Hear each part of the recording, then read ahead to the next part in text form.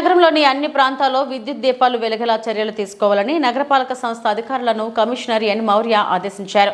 నగరపాలక సంస్థ పరిధి 50వ వార్డులోని భూపాల్ హౌసింగ్ కాలనీ, తిమ్మినాయుడు పాలెం, అరుంధతివాడ, గరుడాద్రి నగర్, శ్రీనివాసనగర్ తదితర ప్రాంతాల్లో గురువారం ఉదయం కార్పొరేటర్ అనిల్ కుమార్, ఇంజనీరింగ్, ఆరోగ్య శాఖ, ప్లానింగ్ అధికారులు సిబ్బందితో కలిసి పరిశీలించారు.